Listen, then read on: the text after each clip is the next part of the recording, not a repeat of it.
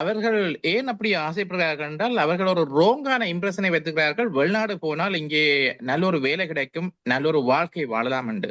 ஆனா என்ன ரியாலிட்டி என்றால், உங்களுக்கு ஒரு நல்ல ஒரு எடுகேஷன், நல்ல ஒரு ஃபவுண்டேஷன் இருக்குமானால், நீங்களும் நல்ல ஒரு ப்ரொஃபஷனல் ஜாப்ல இருந்து நல்ல ஒரு இதா வரலாம். நல்ல லோயரோ, நல்ல சிஇஓ, ஒரு நல்ல சயின்டிஸ்டோ, இல்ல ப்ரொஃபஸரோ, அல்ல ஒரு நல்ல ஒரு ஒவ்வொரு துறையிலையும் ஒரு நல்ல ஒரு டாப் பர்சன்ல நீங்கள் நல்ல ஒரு இதை அச்சீவ் பண்ண முடியும். வெளிநாடுகளில் கணக்கு ஆப்பர்ச்சுனிட்டி இருக்கிறது.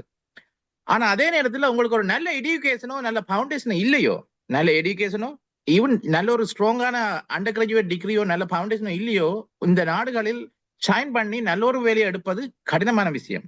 பல மனிதர்கள், பல மக்கள் கடையிலேயோ வேலை செய்து தங்கள் கஷ்டங்களை மற்றவர்களுக்கு சொல்வதில்லை. ஆனால் அப்படி வேலை செய்யறவர்களுக்கு தான் தெரியும் எவ்வளமான கடினமான வேலை. இரவிரவாக கடையில வேலை செய்யறது, இரவிரவாக ஃபேக்டரியில வேலை செய்யறது, இரவிரா அப்படியான ஒரு கடினமான வேலை செய்துதான் அவர்கள் ஒவ்வொரு பவுண்ட்ஸையும் ஒரு டொலர்ஸையும் உழைத்து எங்கள் சொந்தக்காரர்களுக்கு எங்கள் எங்கள் சமுதாயத்துக்கு ஹெல்ப் பண்ணணும் என்று அங்கே அனுப்புகிறார்கள் காசை. அதை இலங்கையில் இருப்பவர்கள் என்னோ காசு ஈஸியாக வருகிறது என்று நினைத்து அவர்கள் அதை வாழ்க்கையை என்ஜாய் பண்ணுகிறார்கள்.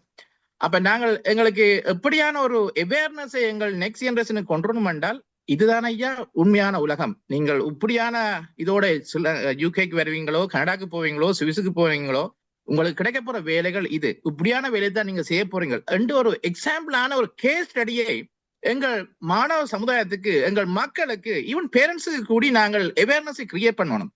ஸோ அப்படியான பேரண்ட்ஸியல் எடுகேஷன், அப்படியான ஸ்டூடெண்ட்ஸ் எடுகேஷன், அப்படியான ஒரு அவேர்னஸை கொண்டு வந்தா தான் நாங்கள் அந்த மக்களை சரியான பாதையில் கொண்டு செல்ல முடியும். ஏனென்றால் இப்ப ரோங்கான பாதையில் போவதற்கு காரணம் அவர்களுக்கு ரோங்காக திங்க் பண்ணி கொண்டிருக்கிறார்.